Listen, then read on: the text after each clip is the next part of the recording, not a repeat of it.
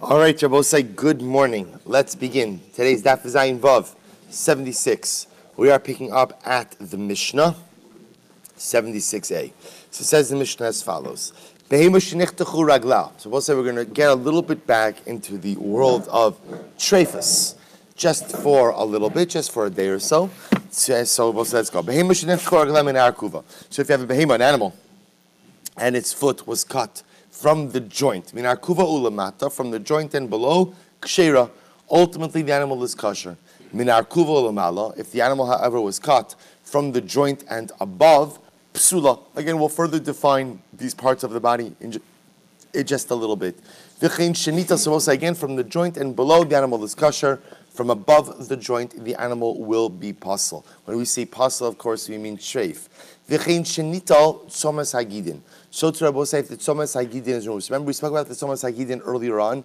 This is the area in the leg or in the thigh of the animal where the sinews, the various sinews, come together. Again, we'll discuss the distinction here between a behema daka, an oaf, nishbara etzem. There's another interesting case.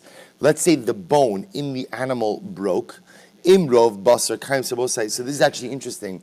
This case, the bone broke, was not cut. So if the bone broke, right, imrov habasar kaim, if the majority of the flesh still remained intact. So as we're going to see, but pashtos, this seems to be referring to a situation where the bone broke through the skin, but has not totally severed itself. The limb is not severed. So imrov habasar kaim, if the majority of the flesh is still intact, then shchitasa mitaraso. Then ultimately, again, the shchita works of osai. Now, it sounds like when we say shchitasa maras, Rashi says, shchitasa mataraso, second short line, umuter ba'achila. So the shchita would work not only for the animal, but also for the limb. Ve'im lav ein shchitasa matarasa, va'afilu b'makom shabehema muteres, havi aver aser, mishum basar basoda treifa.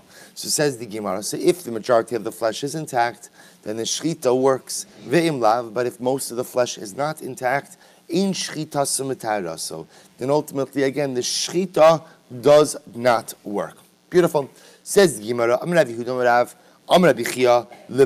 we say when the first part of the Mishnah says that a behemoth whose hoof was cut off, if it was cut, or I should say its leg was cut off, if ultimately again it's min ha'arkuva ulemata, from the joint and below, or from the joint and above, so Rav Yehuda says in the name of Rav, lemata min ha'arkuva. We will say below means directly below the joint. Similarly, lemalo means lemala min ha'arkuva, ultimately immediately above the joint. I sent you out yesterday in the WhatsApp a number of pictures from this very good book, Chullin Illuminated. Leaves nothing to the imagination, right? So you could see, you could see. I'm not going to make reference to it in this share, but you'll be able to see the pictures as we go through it. So the Gemara says, "Be'iza arkuva amru."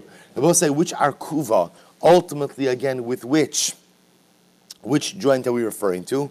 Barkuva hanim keres im harosh. So we'll say this refers ultimately again to the joint which was sold with the head. So we'll say, so apparently again in Talmudic times, when you would sell an animal, it was understood that certain pieces were always sold together.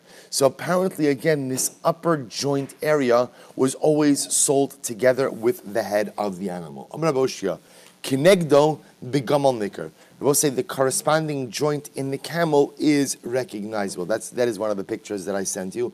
In the Behema Gasa, you'll see the joint is internal. You can't really see the joint on the outside of the animal, but in the camel, it almost looks like an upper knee pad area where you could see that joint in the camel. Amrali Ula, we'll say first wide line, Ayin Vav Medalef. Amrali Ula Rav Yehuda. So let's say Rav Yehuda. Bishlama ledidi da'amino kinegda begamal nikar.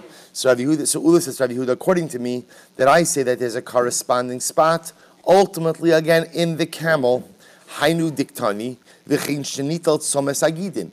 That's why the Mishnah also includes, so to a case where what? The tzomes hagidin was removed.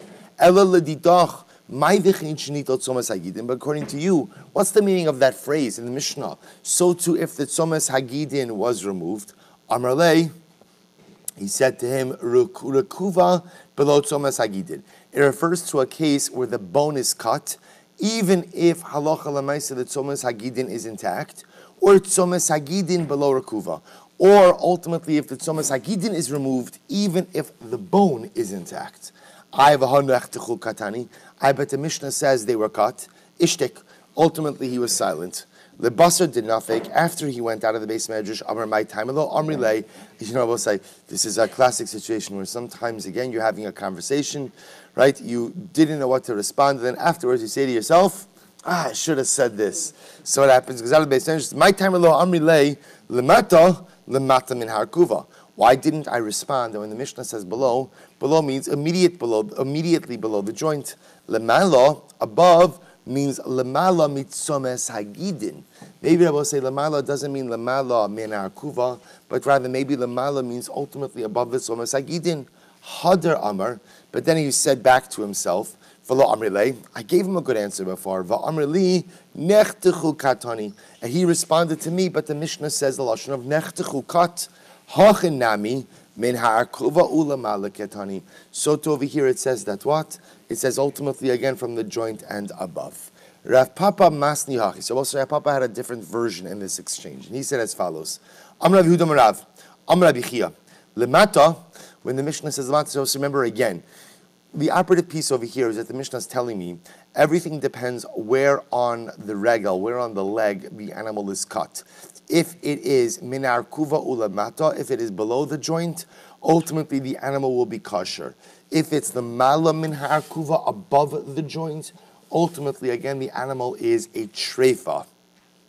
Similarly, tzomes hagidin, if that is removed, also renders the animal a treifa. So we're trying to figure out again to which specific areas on the leg is the Mishnah referring to. So Rav Papa masni achri, Rav Papa has a different version. Amar Rav Yehuda Marav, Amar Rabbi Chia, lemata min ha'arkuva o mitzomes hagidin.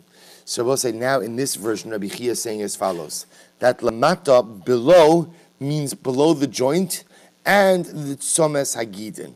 Lemala above means above the joint. Lemala min ha'arkuva u mitzomes hagidin, and from the tzomes hagidin.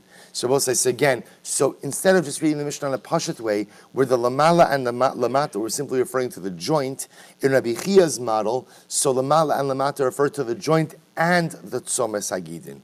V'chein shenita tzomes hagidin, and so too ultimately again, if the tzomes hagidin is removed, that would also render the animal a treifa. I v'arkuva gufa kiduula, and the arkuva itself, I will say ultimately again the joint itself. What about the joint itself? That goes according to what we said before in the name of Vula. Amar Rav Oshia, Umi ikamidi di ilumadli pasikle v'chaya. So we'll say, ask the Gemara, I don't understand. Is there such a thing?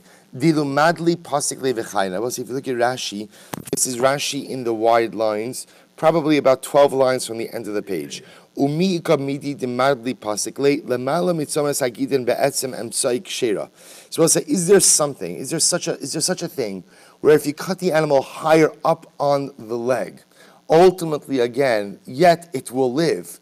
Must it say pasik le'umesa, and yet if you go ahead and you cut it lower, it will die. So I was supposed to say the way the Gemara is setting this up is that you could have a situation of an uppercut, which ultimately again will allow the animal to live, but yet a cut lower down on the leg, which will cause the animal to die. So I was supposed to say we would assume logically that's not the case.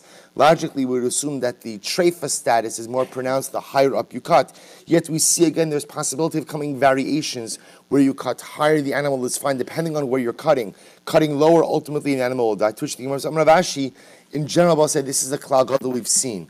Treifos kamadamis la'adadi. Are you trying to compare cases of treifos to each other? Ein omrim b'treifos zu dome lezu. We'll say when it comes to treifos, we've already explained that you cannot compare one case to another. Why? Sharichotcha mikanu mesa. Because you could have a situation where you cut an animal over here and it dies, you cut an animal over here and it lives. So I will say this, by the way, is the klal gadol by treifos in general. Klal gadol by treifos is, I will say, that halacha l'maisa, they're not comparable cases. You generally can't learn out one case of treifa by another, which makes sense because the laws of treifos, I will say, in general, are not necessarily halachos. Although yes, we're learning them out from psukim, but they are physiological halachos, anatomical halachos.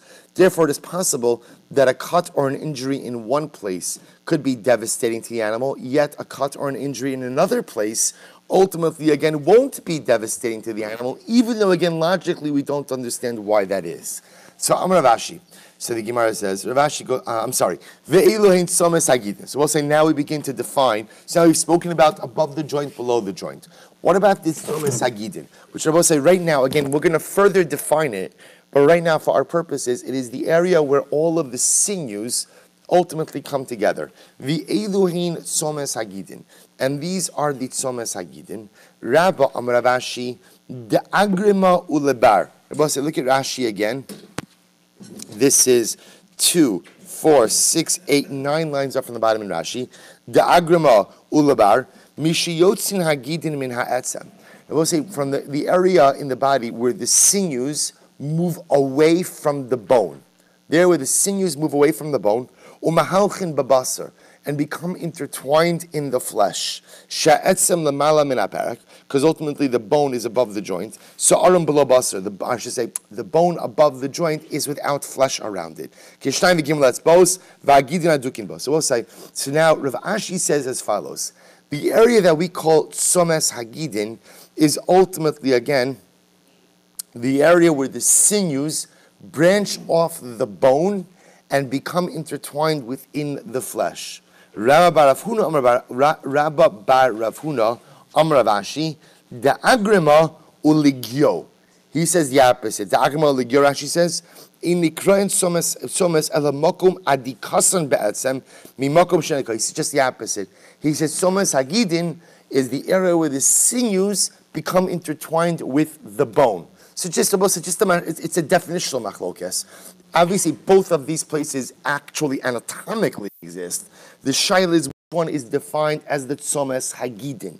Is it tzomes hagidin the place where the sinews branch off the bone into the flesh, or the area where ultimately, again, the sinews hug the bone? So the Gemara goes like, Rabba brei de Rabba barav huna amar, Ravasi, di'ilui arkuma. Rashi says, again, di'ilui arkuma, etzam katan hu ha-mechubar esaprakim. There is a small bone that brings together all of the different joints. And I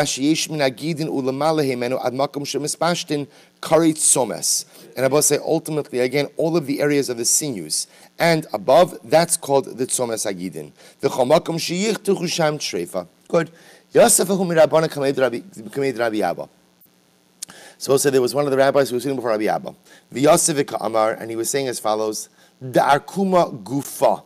That it's the arkuma itself that is the tzomes hagidin. I will say, now the arkuma itself, as Rashi said before, is a small bone which joins together the joints. Okay, I don't know if that's proper English, but you understand. Right? It joins together the joints. It's good? Connects the joints. Good. Connects the joints. So I will say, so now, interestingly enough, there was this rabbi who was saying for Rabbi Abba, and he said the arkuma itself is also the tzomes hagidin. Amali Rabbi Abba, lo tasisu le'lahachi, do not pay attention to this guy, right? Why not? So we'll say ultimately again because that will create too much of a chumrah. If you look at Rashi, Rashi says lo tasisule de machmir tfei. That's too machmir of a shita. Ultimately again, as to where the tzomes hagidin is. Amar Rav Yehuda, heichad de pari tabchi. Where is the tzomes hagidin? I both said this is actually interesting. So it is where the butchers begin to flay the animal. Take a look at Rashi. De pari tabchi b'makom sheposchin hatabachin lahafrish. Abasa min ha'etzem. Kishemenakrin oso v'rotzin lito osan gidin hainu mi'ilui arkuma. Sklishna melish nachrina kisam mishpat misham askin leftoacho lahashida osh raglayim achronim. So we'll say, interestingly enough, the Gemara says, you could see, by the way, that tzomes hagidin, that happens to be the area where the butchers begin to flay the leg of the animal. Okay? So the Gemara says as follows, V'hainu rava brei de Rabba barav huna, Amar Rav Asi, Amar Rav Yehuda, Amar Shmuel, tzomes hagidin, sha'amru, makom shagidin tzomsim. I will say the tzomes hagidin is the place where the gidin, where the sinews join together. Here's what's interesting. Rashi says, At kama is arko shel tzomes. So I will say, how far does this actual, we'll call it juncture, sinew juncture, right? How far does it actually extend? So there was one of the rabbis, and his name was Rabbi Yaakov.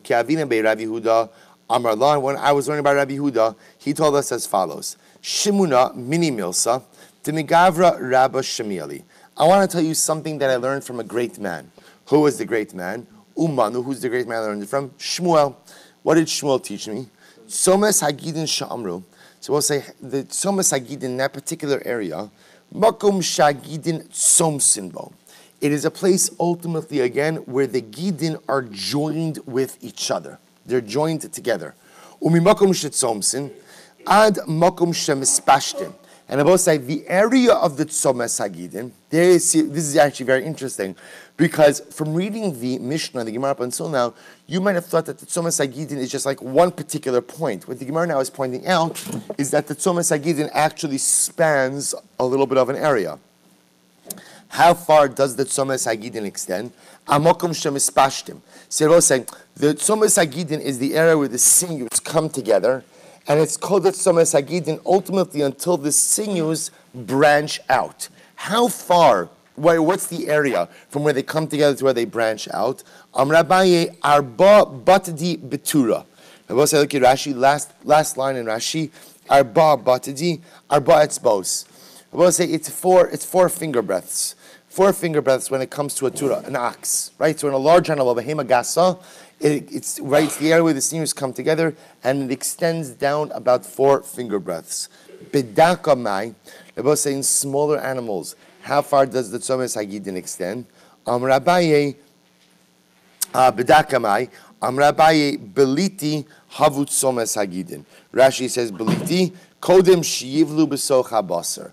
Ultimately, again, before the sinews get absorbed in the body of the animal, right? That's called the Tzomes Hagidin. So it's the area ultimately, again, where they come together. So ultimately, again, they come out. That's called the Tzomes Hagidin. But we'll say again, let's say you'll see. I'm not making reference to it, but you'll see all the pictures I sent out to you in the WhatsApp.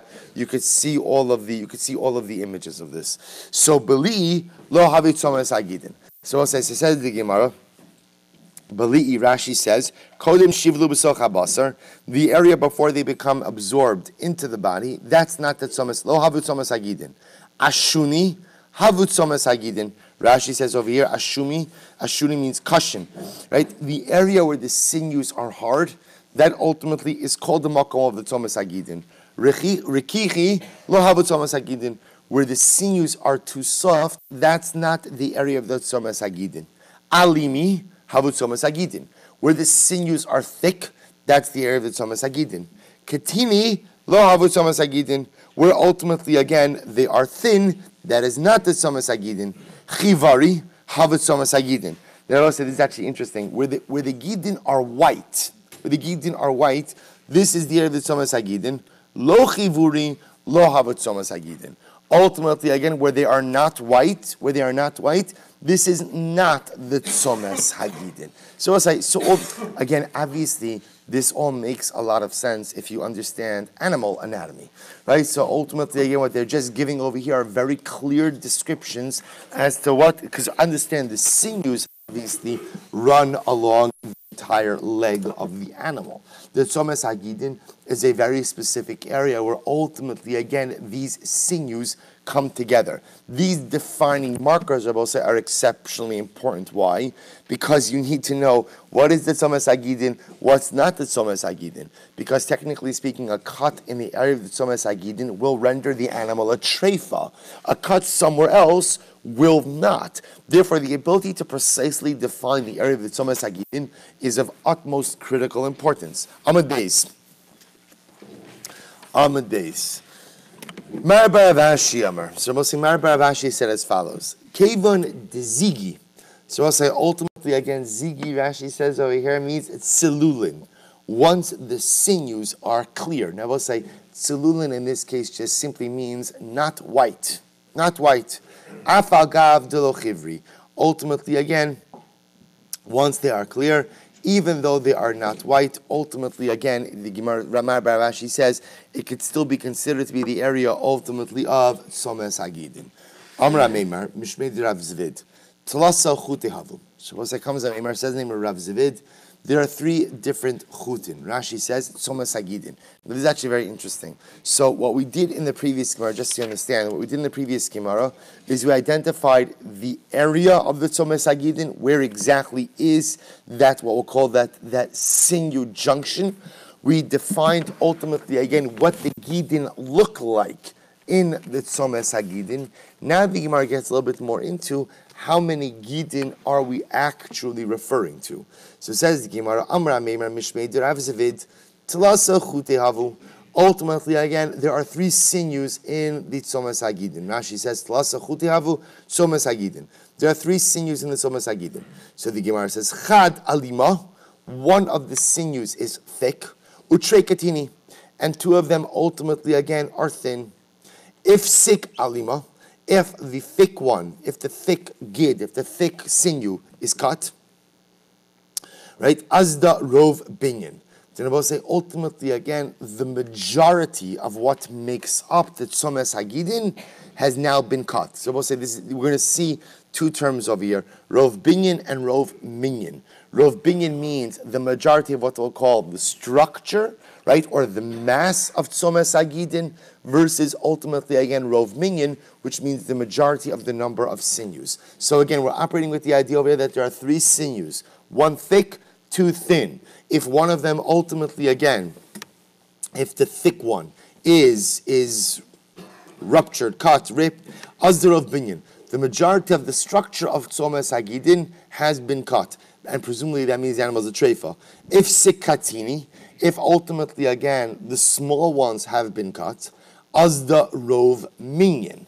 Then I will say, interestingly enough, even if both of the small gidin have been cut, so the majority of the sinews have been cut, but what? That's rov minyan, but rov binyan is still intact. So the Gemara says, Mar barav ashi masni lakula. So Mar barav ashi understood this statement, and he understood lakula. How so? If sekalima, if the thick sinew was cut, the animal will still be kosher. Why? Ha'ika rov minyan. Because even though you're lacking rov binyan, you still have rov minyan. And as long as you have rov of something intact in the tzomas hagidin, the animal ultimately again will be kosher. If sakatini, on the other hand, if the small sinews were cut, ha'ika rov binyan, then even though again you are missing rov minyan, you still have what? You still have rov binyan. Okay, so the Gemara says, Ba'ofos, what about when it comes to birds? What does the tzomas hagidin look like by birds? Shissar chuti havu. So birds will say apparently have 16 primary sinews. A pasik chad minayu treifa. If even one of them is cut, the animal ultimately becomes a treifa. Amar, bless you. Amar mar baravashi. Hava ka'imna kamei da'aba. So Mar baravashi says, one time I was in front of Abba, va'aisu lekamei ofa, and they brought before him a bird. Ubadak, and he checked the bird. Va'ashkach beichamisar hava, right? And he found ultimately again there were only 15 sinews. So we'll say, of course, this is a problem because we said before that what? How many does a bird have? 16. And if one of them is missing, ultimately the animal is a treifa. So bepashas, it sounds like over here the animal unfortunately is going to be a treifa. So what happens? So avashkach beichamisar hava chad dahavashini mechabre. Naftse va'ashkach trei. So he found that what happened, I will say, in fact, one of the sinews, or two of the sinews, had become attached to each other. And when he split them apart, it turned out that what? They were two distinct sinews. The bird was kosher, Baruch Hashem, 16 sinews. So I will say the importance of a mice. I say, what is around that mice like that? So it's telling you again that when you're checking for the treifas, ultimately take into account the possibility of the sinews getting attached to one another. Good. I'm Rabbi Shmuel Silber.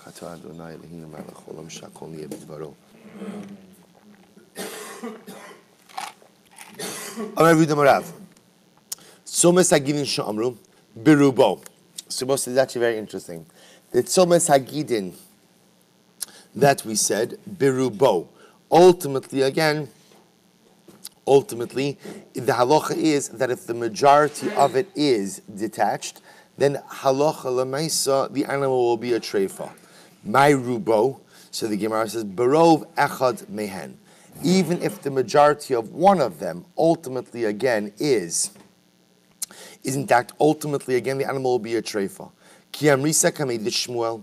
When I said this over in front of Shmuel, he said to me, Amrli, michti tlasa havu. I don't understand, Rabbi. Going back to the animal for just a moment. There are three sinews. So you're telling me now that what? Ki mifsak chad minayu legamre ha'ika trei. I will say, so how can you tell me, even if you're telling me that even if the majority is intact, halacha l'maisa, if any part of it is missing, the animal will be a treifa. But if an animal has three sinews and one of them is detached, at the end of the day, there are still two which are intact. If there are still two which are intact, why would that create a treifa situation in an animal? Taima di'ika trei, ha'leka trei lo. The reason why ultimately, again, the animal could possibly be kosher is because there are two intact, but if there weren't two, not.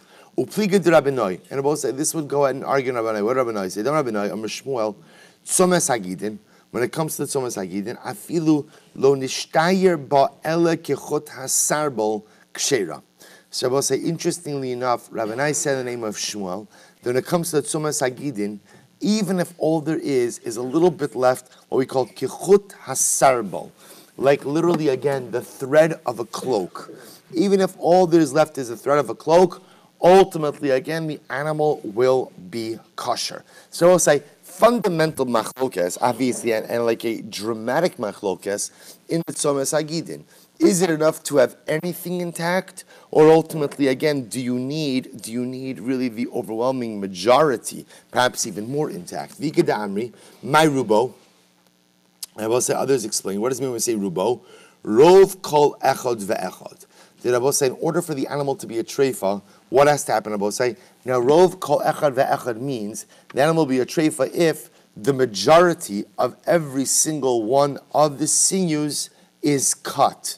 So if the majority of every one of the gidin is cut, that ultimately again will create a treifa situation. Anything less than that, the animal will not be a treifa. When I said this over in front of Shmuel, Amarli, he said to me as follows, Michdi, let's analyze this, Tilas Sahavu. There are three gidin, I will say in a behema. Three gidin. Ha'ika tilsa dechol chad v'chad.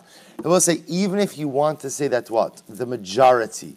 Let's say the majority of each gid is severed. So let's say 2/3 of each gid is severed. There is still the 1/3 which remains intact. Misayele the Rabbanoi. The Rabbanoi, Amar Shmuel, Tzomes Hagidin Sha'amru. When it comes to the Tzomes Hagidin, Afilu lo nishtayer ba ela kechot hasar bel kshera. And I will say, this seems to be the opinion the Gemara ends off with, the statement of Shmuel, that when it comes to the Tzomes Hagidin, as long as what? As long as something is intact, even if it's mamish just a thread of the Tzomes Hagidin, ultimately, again, that prevents the animal from becoming a treifa. Good. Nishbar ha'etzem. So also remember again, what was the next case in the Mishnah? Next case in the Mishnah was the bone in the animal is broken. So the Mishnah read, Nishbar ha'etzem, if the bone is broken, imrof habasar kayum shchitasa metaraso. If the majority of the flesh around the bone is intact, then what? Shchitasa metaraso, which means what?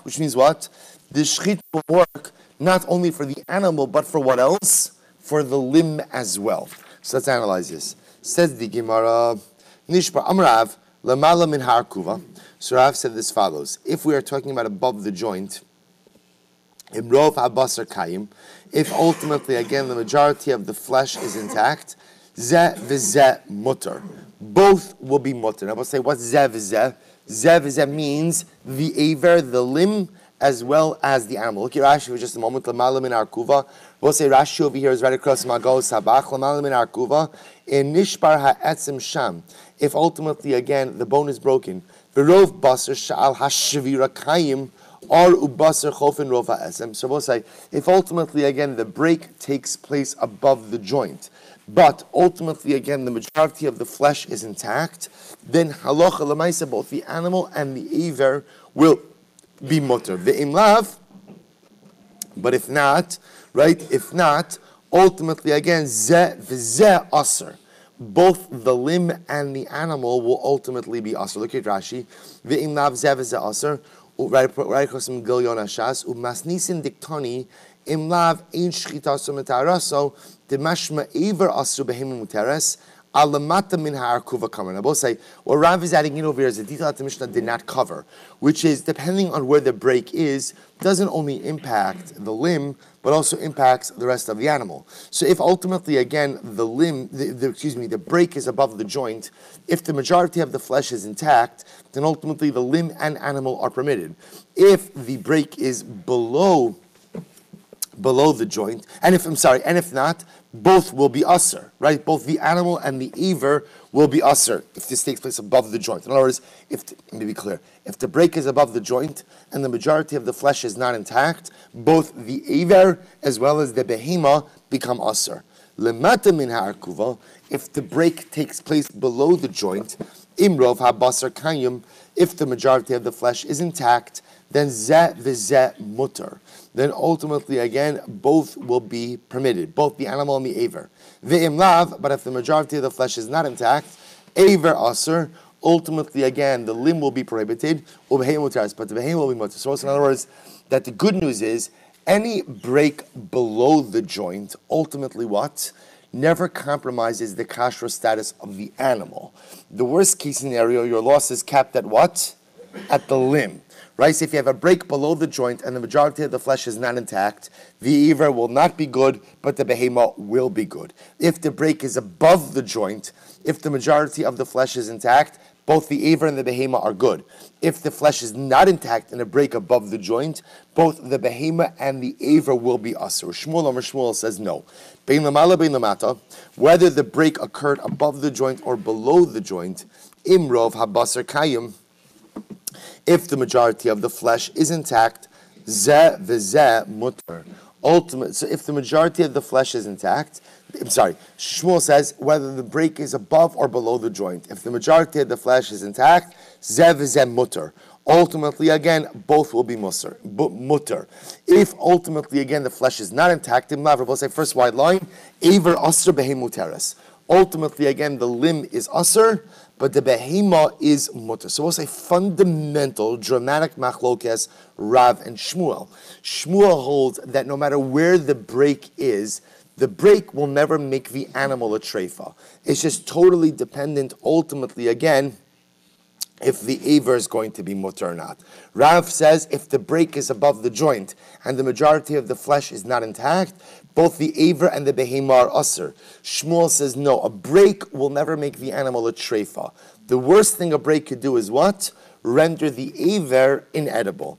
So the Gemara says, Maskef for Rav Nachman Shmuel. So Rav Nachman is the kashan according to Shmuel. Yomar aver mimenu mutul ba'ashma behemuteres. Could it be that you're going to say that a limb of the animal, literally mutal ba'ashba, that ultimately, again, the limb of the animal is asr, and the rest of the behemoth is going to be mutter? Amar Rav Acha bar Rav Huna the Rav Nachman, the Rav Nami, but I don't think you can say something according to Rav. Yomru eir mena mutal ba'ashba muteres. So ultimately, according to Rav, in other words, the fact that you could have an animal whose aver is asr, but the rest of the behemoth is mutter, we'll say that's old news. We've already seen that before. Amar lehachi kamina. This is what I mean to say. Aver shechaya mimena mutal bahashbo muteres. Could it be ultimately again an aver shechaya, which means both say an aver, as Rashi says, shana shama tuluyaba.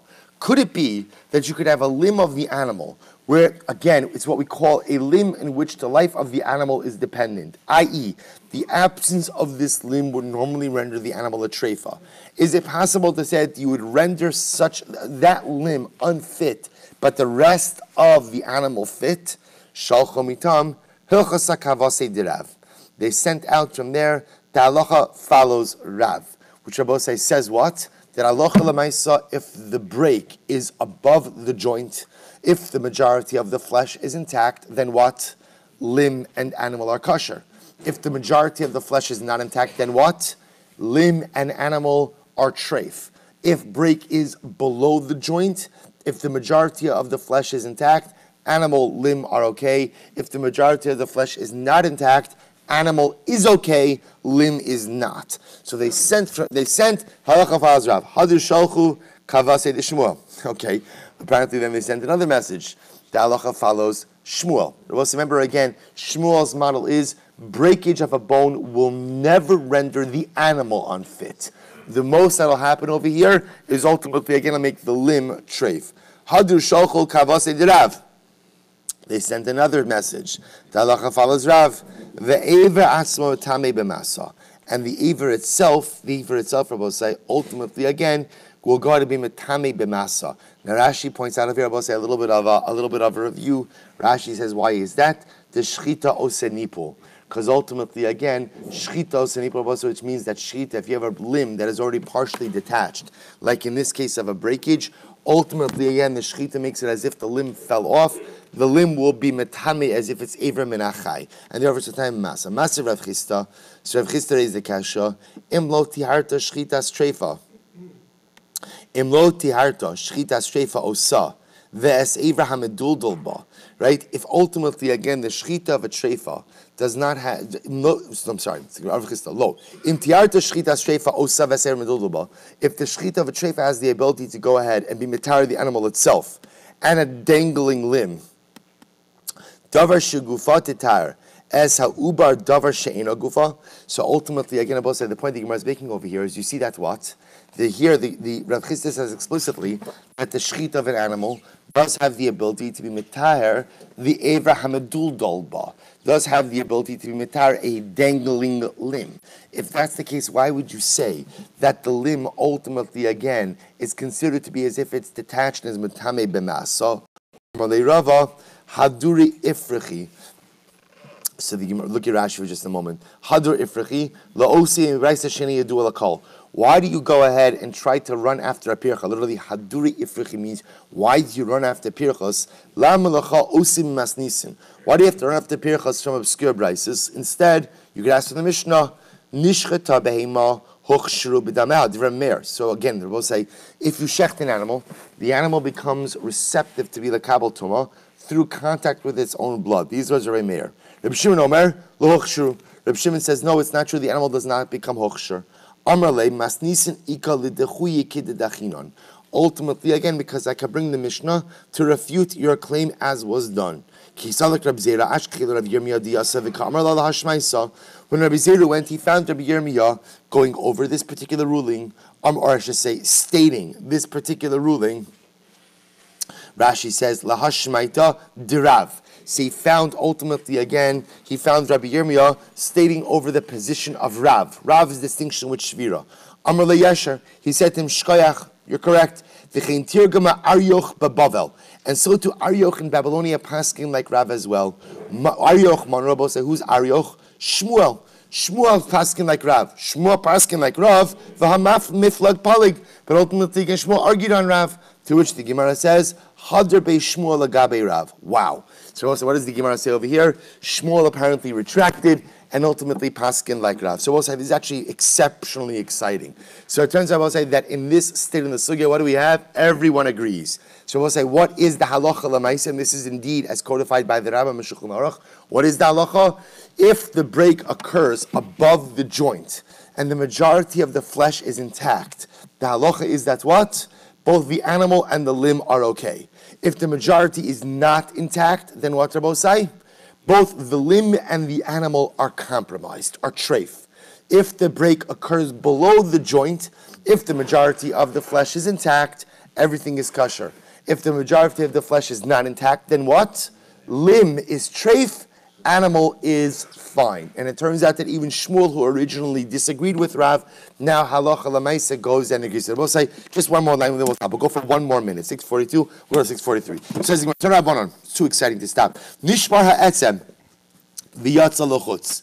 Now we'll say, here we go. What happens? This is a bit more dramatic. So we'll say, up until now, we're dealing with bone breakage, but the bone never pierced the flesh. Now we're talking about a case where the bone broke, pierced the flesh. Im or ubasar chofen esruba mutter. If Rabbosai, now this is what's interesting. Or means the hide, basar means the flesh. If the hide and the flesh are covering the majority of the limb, then ultimately it's going to be okay. It's mutter. Ve'im lav, but if not, it's asar.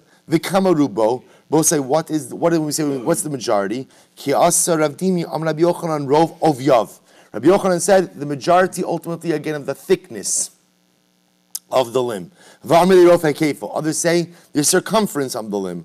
Therefore, like we saw before, we take both, right? The flesh and the now. We seem to be saying the limb, the hide and the flesh. We can make a distinction between those two. Need to cover the majority of the thickness and the circumference of the limb. Amar Ula, Amar Rabbi Yochanan, or Harehu Kibasar. So Ula said, and Shabbos say no, we'll stop over here for today. We'll pick up in Meretz Hashem with Amar Ula.